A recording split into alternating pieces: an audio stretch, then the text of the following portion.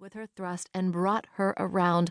The moment she was facing him, he released her and held his hands up in surrender as he stepped back. "It's me, Lila. Kyle." "Kyle?" He lowered his hands.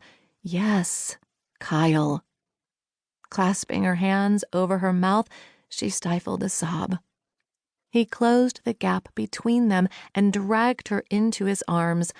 Lila pressed her face into his bare chest and gave in to her grief, curling into his body as if he were her lifeboat. Kyle embraced her tighter, caressing the back of her head, and said nothing. How many nights in the last few months had he done this for her? Her grief spent, she sagged against him. "Is it gone?" he asked softly. Her throat dried out from her ragged weeping. She merely nodded.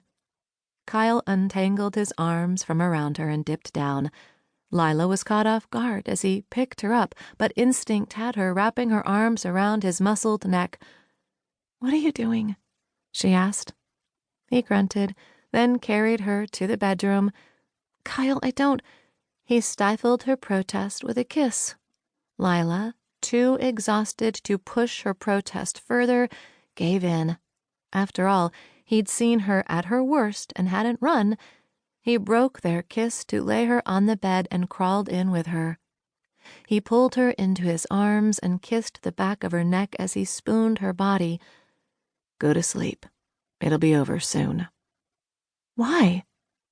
He rubbed his nose against her neck. "Why what?" "Why haven't you broken it off with me? I'm a train wreck." "Why are you questioning it?" She turned her head to try to look at him. "Because people like me scare people like you." "Guess I'm not that scared." He nudged her head. "Now sleep. We've got a long day tomorrow." Lila lay there, sinking into the feel of his arms around her and his warmth against her backside. Her tense muscles relaxed, and, eventually, the emotional turmoil dragged her to the cusp of sleep. As she was drifting off, she realized the storm was over and the patter of rain against her bedroom window was all that remained, though the residue of her flashback lingered.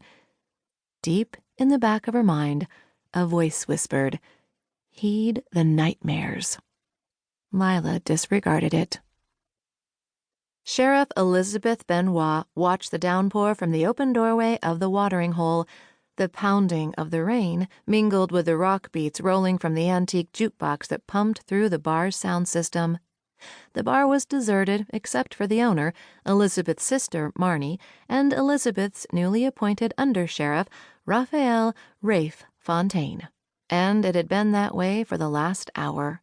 When the first flickers of lightning rippled through the sky, the patrons had vacated the bar with hopes of making it home before the deluge started. Even the dethroned king himself, disgraced ex-sheriff Kelly Sheehan, had abandoned his seat of honor for home. The rain had been coming more and more often since the calendar flipped to August. Fields tall with corn and billowing beans were filling with water. Creeks were over their banks, spilling their excess into the rivers, which rose with each hour as the upriver dams allowed more water to escape. Flash floods were a daily threat, and the residents of Eckardt County were in emotional upheaval. "National Weather Center says it should stop soon." Rafe's rough voice was a balm to Elizabeth's own emotional upheaval. "For as long and as heavy as this has been coming down, it has done its damage." Elizabeth leaned against the wooden door jamb and breathed in the wet air that smelled suspiciously like fish and mud. "We'll be getting calls for washed-out roadways when the sun rises." "All the more reason you should go home and sleep," he said. "You've been here every night this week and getting home later and later." True. But what Rafe didn't know was that when she got home, she might nap or doze off, but she wasn't getting a full night's sleep. Her brain refused to shut down, swirling with all the stresses that came with being the sheriff and now the problems with the flooding. So far.